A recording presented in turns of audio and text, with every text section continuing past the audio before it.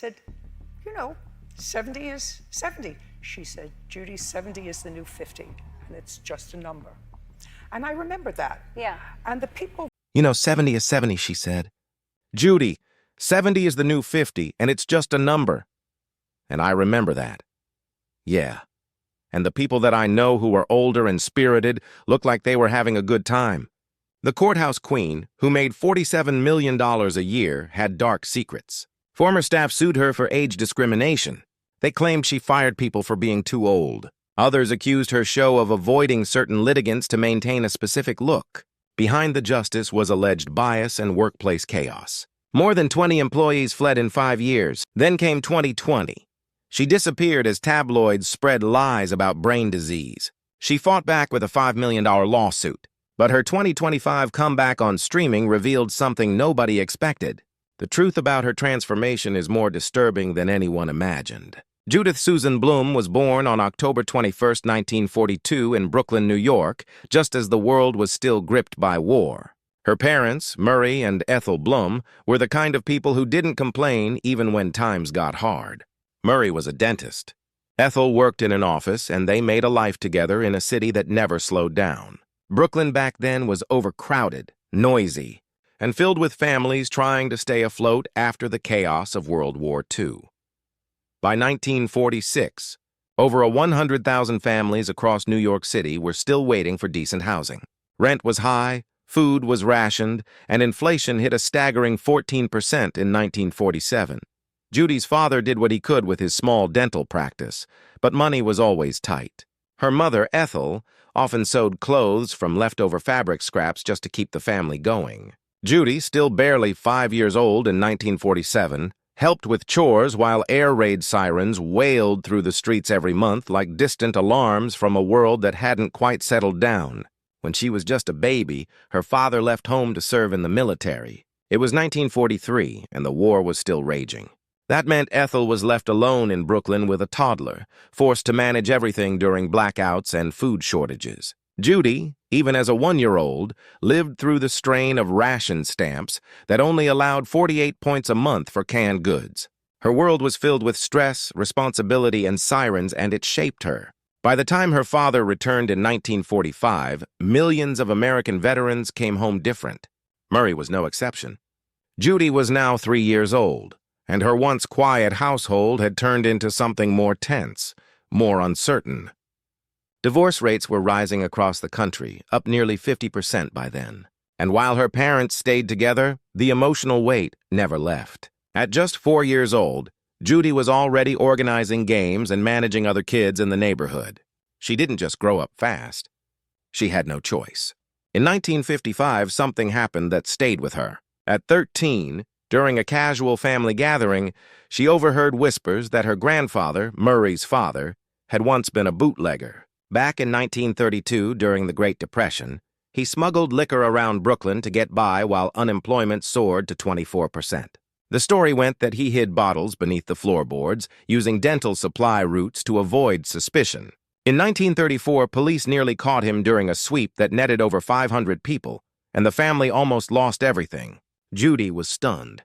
It didn't fit with the clean-cut life she thought she knew, but instead of resenting it, she became fascinated. She started reading about criminals and court cases, including Al Capone's 1931 trial, and something lit up in her. She didn't just want to stay out of trouble. She wanted to understand it, control it, maybe even stop it. By 1956, Judy was 14 and entering James Madison High School in Brooklyn. It was a huge place with over 3,000 students, but she stood out quickly. Not because of grades, her GPA hovered around 2.5, but because she had something else, presence. She joined the debate club and started winning. By 1959, she had 5 regional victories under her belt. But it wasn't all smooth. That same year, she skipped a dozen classes in protest of outdated dress codes that banned girls from wearing pants. In 1957, she led 20 students in a cafeteria walkout over bad food. Teachers didn't know what to make of her. She wasn't on the honor roll, yet she debated civil rights topics like segregation years before it became common among high schoolers. She even got detention for faking notes to skip gym, claiming she had moral objections to the uniform. And while gangs were forming fast across Brooklyn, Over 100 by 1958.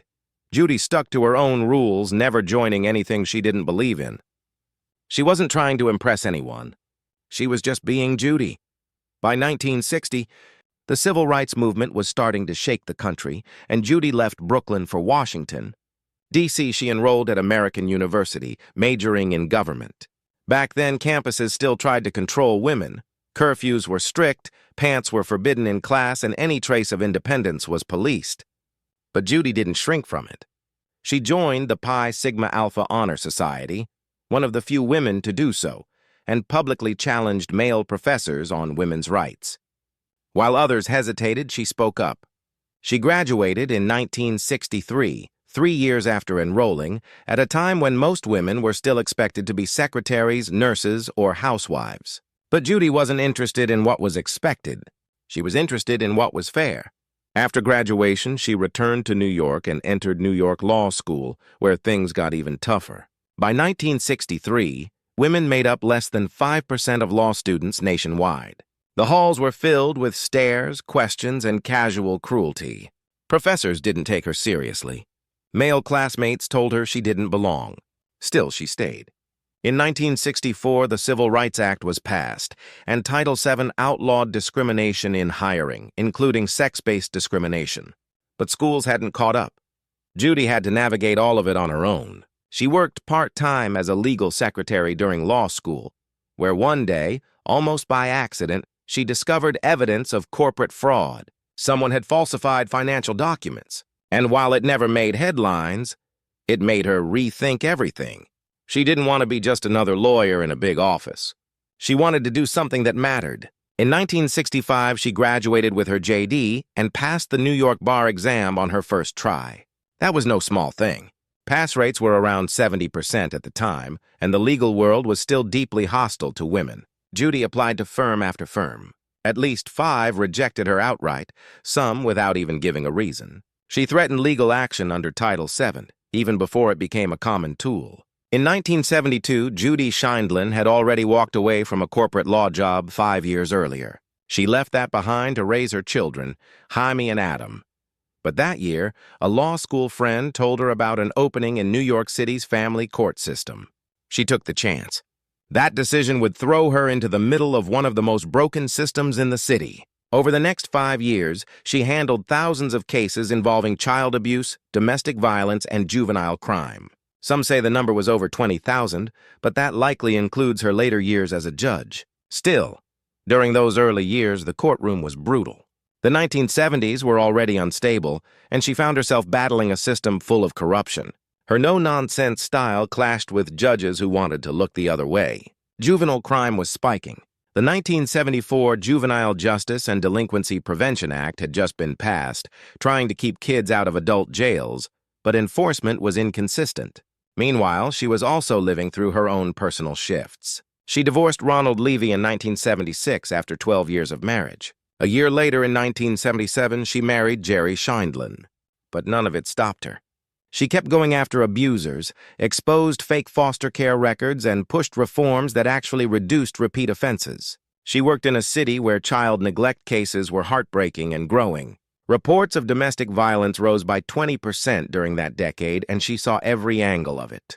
This period forged her reputation as someone who didn't flinch, even when everything around her was falling apart.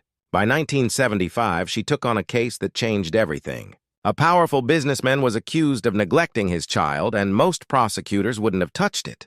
But Judy didn't back off. She won the case. Even as anonymous threats started rolling in, some warned her to drop it. She didn't. Her refusal to play by the rules of money and power shocked her colleagues. The case happened just after the 1974 Juvenile Justice Act came into play. That law was supposed to protect children, but it didn't always work when the accused had deep pockets. Judy's victory led to the businessman losing custody and paying fines over $10,000. That sent a message, especially to those who thought the courts would always protect them. She started to gain a reputation for going after the elite, but that came with personal cost. Ironically, she was going through a custody battle of her own after her divorce. Her work, though, made a real difference. That one case helped push local reforms that dropped recidivism by 10%.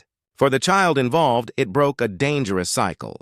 In 1978, Judy took on something even bigger. She was asked to lead a task force focused on juvenile delinquency. It was one of the most aggressive reform efforts the city had seen. She was still working as a prosecutor at the time, but now she was also leading a team that had the power to expose what wasn't working. And it didn't take long to find out how bad things were. Her investigation uncovered administrators who were profiting off youth detentions. She confronted one man directly, and he was eventually convicted in 1980. He was fined $50,000. 3 others were fired. Her work cut recidivism by 15% in just 2 years. But exposing corruption made her a target. She got threats. Some colleagues turned on her. And behind the scenes, she was juggling life with her new husband, Jerry. She pushed through it anyway.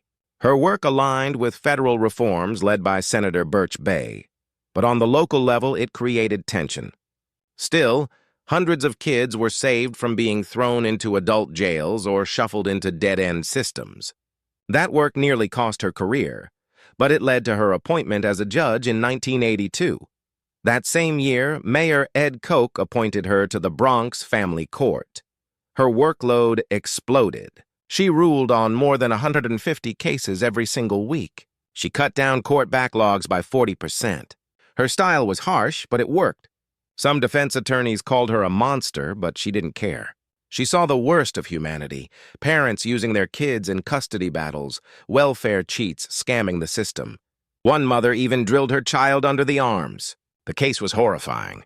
It reminded her of what had happened in the McMartin preschool case in 1983, where false abuse claims had spun out of control. But unlike those who hesitated, Judy cut through the lies and made rulings that actually protected people.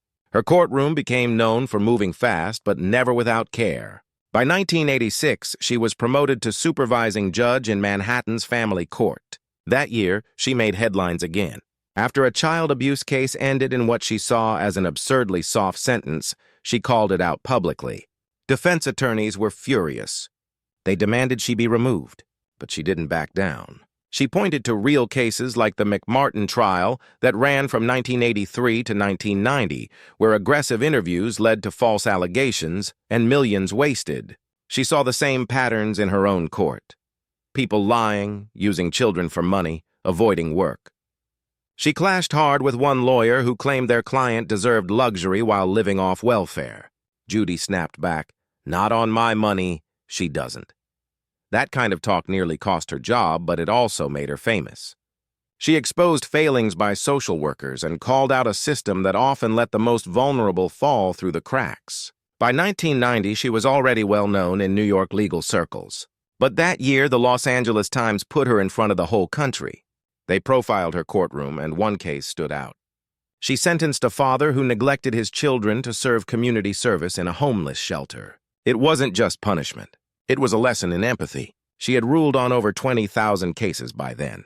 Her courtroom had seen everything from mothers who had babies just to get welfare increases to parents who thought money could hide neglect. That same year, she divorced Jerry, but they remarried soon after. She said the split made her more focused, more determined. The article called her a legal superhero. It wasn't wrong. In 1993, she wrote her first book. The title was as blunt as she was, "Don't Pee on My Leg and Tell Me It's Raining." It sold over 100,000 copies.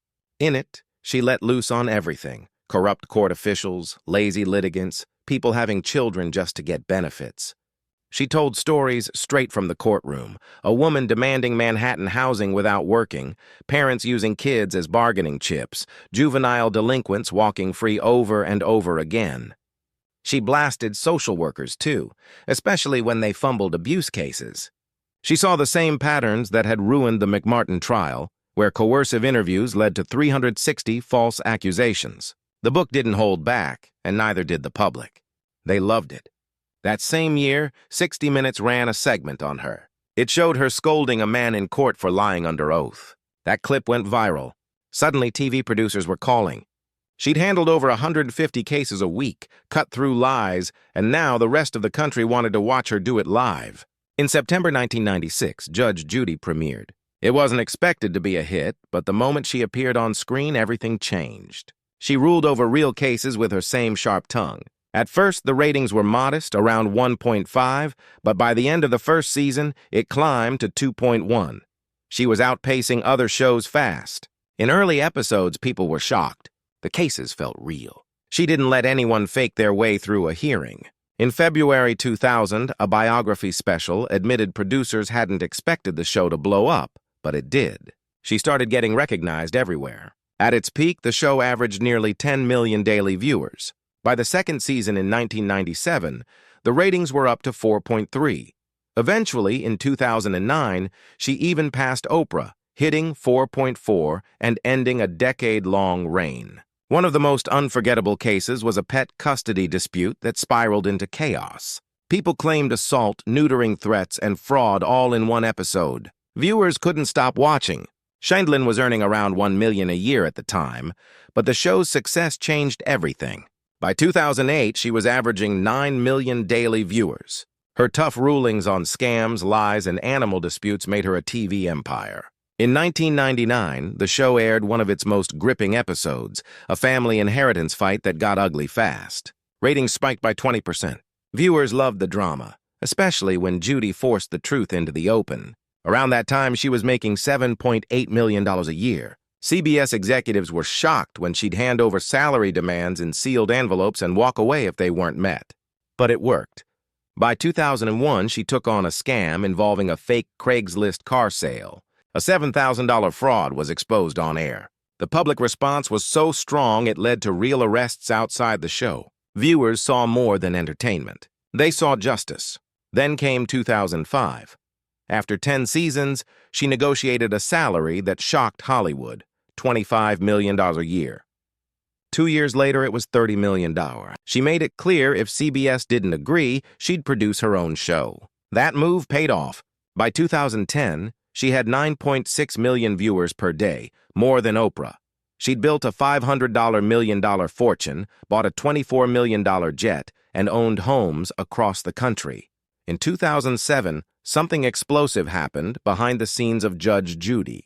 A former associate producer named Karen Needle was fired and quickly took legal action, accusing the show of bias and wrongful termination.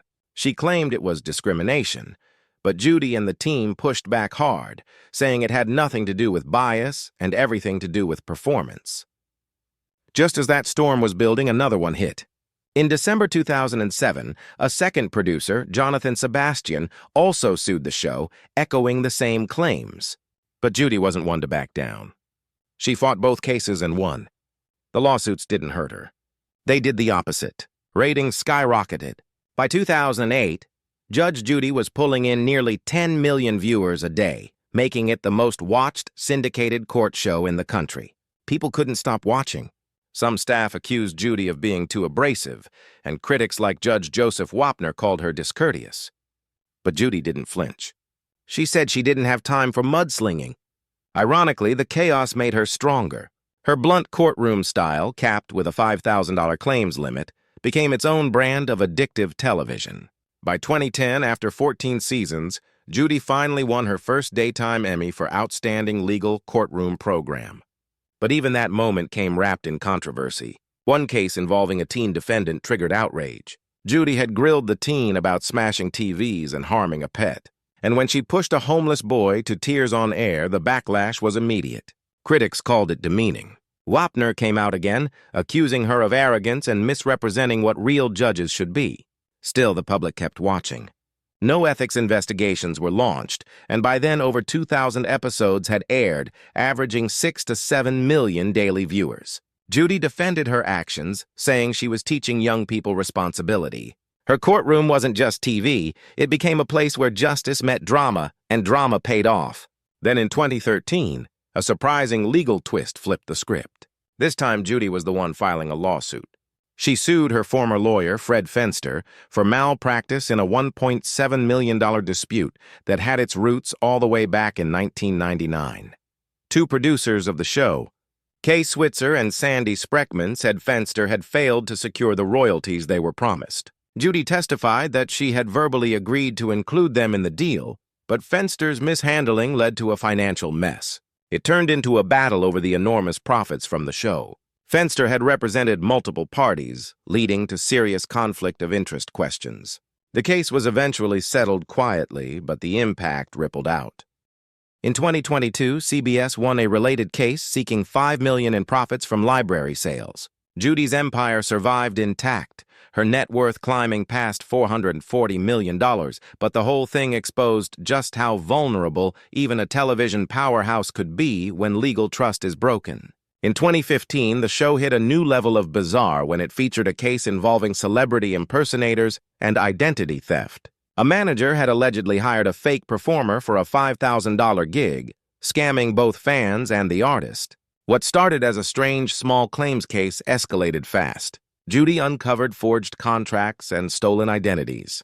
The FBI got involved. Media outlets exploded with coverage, and Vice even dug into whether some Judge Judy cases were staged, including one from 2010 that involved a cat, smashed TVs, and appearance fees. That season averaged 8 million viewers an episode. Over 100 impersonators were arrested across the country that year. Judy had exposed just how easy it was to fake fame for profit. The courtroom had become something else entirely. It wasn't justice. It was crime investigation live on camera. By 2019, with over 6,000 episodes aired across 23 seasons, fans were stunned when Judy announced the show would end after its 25th season in 2021.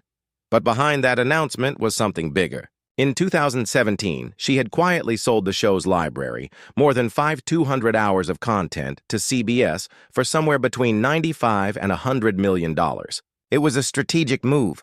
Syndication was slipping, but streaming was rising. Judy turned her courtroom archive into a financial juggernaut. Her annual earnings hit $47 million. Viewers were heartbroken by the news and social media lit up. Some felt betrayed, but Judy wasn't done. She launched a new show called Judy Justice on IMDb TV, keeping full creative control. By 2019, her courtroom had handled more than 10,000 cases, awarding millions of dollars in judgments. Her sharp one-liners like, "I eat morons like you for breakfast," had become part of TV history. The sale didn't just close a chapter. It confirmed what Judy had built, an empire worth over $1 billion. Long before all of this, in 1964, she had married Ronald Levy, a prosecutor. She was only 21, fresh out of New York law school. They had 2 children, Jaime in 1966 and Adam in 1968. But the marriage soured. Ronald wanted her to stay home. He called her legal career a hobby. Judy never forgot that. She stayed for 12 years, juggling kids and ambition, but eventually left in 1976. She later said not leaving sooner was her biggest mistake. That divorce lit a fire in her. She threw herself into work, and by 1982 she was appointed a judge. Years later, she reflected on it as a turning point. Her children thrived. Jaime became a corporate executive. Adam followed her path and became a district attorney. Then came Jerry. In 1977, she met Jerry Sheindlin in a bar. He was still technically married, but separated. Judy didn't wait. She told him to wrap up his divorce and marry her. He did. They blended their families and seemed unbreakable until 1990, when her father died, and Judy felt overwhelmed. Jerry, she said, wasn't there for her. The next day, she handed him divorce papers. Just like that, 13 years ended, but love didn't die. A year later, in 1991, they remarried after couples therapy and some hard truths. Judy later joked that men are all the same anyway. By 2025, they'd been together, minus that 1-year break, for 48 years. In March 2011, while filming her show in Los Angeles, 68-year-old Judge Judy Sheindlin suddenly began speaking in slow motion. Her words slurred, her eyes seemed unfocused, and the crew immediately knew something was wrong. Earlier that day, she had complained of double vision but brushed it off. As cameras rolled, she tried to power through it. But behind the scenes, someone called 911 without her permission. When paramedics arrived, they feared she might be having a mini-stroke, a transient ischemic attack, something that often hits just before a major stroke. She was rushed to the hospital, tested, and released the next day. Judy later said it might have been dehydration or a minor TIA that resolved itself quickly. For fans used to her razor-sharp tongue, this was the first time they saw her vulnerable. The moment aired and triggered a flood of concern online, but it did more than spark sympathy. It saved lives. In her own words, Judy warned women not to ignore warning signs. That year, over 795,000 Americans were affected by strokes, and many of them started just like hers did with slurred speech or blurry vision. Then came 2020. As COVID-19 spread, Judge Judy disappeared from the spotlight. In New Jersey alone, cases surged past 179,000 by July. Rumors swirled. At 77, people feared she might be seriously ill. She had canceled tapings, skipped public appearances, and the tabloids jumped in again, suggesting she was frail. But before the year ended, she reappeared with more energy than ever. She credited her bounce back to daily yoga, a strict 200-calorie diet, and virtual workouts. She'd lost 10 lbs and claimed her immunity had never been better. Her return shocked everyone. It wasn't just a comeback. It was a transformation. As the pandemic raged on, with 17 daily deaths in some parts of the country, her story became a symbol of resilience. Millions of viewers inspired by her routine began adopting healthier habits. On November 1st, 2021, she made the biggest move of her career. She launched a brand new show called Judy Justice, not on cable or network TV, but on IMDb TV, which was later renamed Amazon Freevee. This marked her official streaming debut after ending her iconic Judge Judy series. What stunned fans was who she brought with her, her granddaughter, Sarah Rose, who had just graduated from law school. Sarah appeared on screen as the law clerk, helping with case notes and legal research, giving the show a softer, more personal touch. The first episode drew millions of views. Within months, Judy Justice had more than 75 million streaming hours, proving that even without CBS, Judy could dominate. Behind the scenes, she filmed 120 episodes in record time, working through pandemic restrictions at Culver Studios in Los Angeles. Her salary was still a whopping $47 million per year. And if that wasn't enough, she sold her episode library for $100 million. With that move, she didn't just switch platforms. She rewrote the rules of courtroom TV. Now in 2025, her reign continues. With over 150 million hours viewed since the show began, Judy Justice is a streaming empire. Canadian stations like City TV joined in, making her a North American staple. One blockbuster episode in early 2025 featured real celebrities in a legal battle that exploded in popularity. The case had doubled the usual $5,000 award and brought the litigants to Culver Studios with all expenses paid. The same year, the show won a third Emmy in June, and production revealed Judy's filming schedule, 120 episodes in just 3 months. Stories resurfaced about her old lawsuits, like the 2022 $5 million countersuit against former business partners. By August 19, 2025, Judy's Freevee channel and on-demand access had fully overtaken traditional TV in popularity.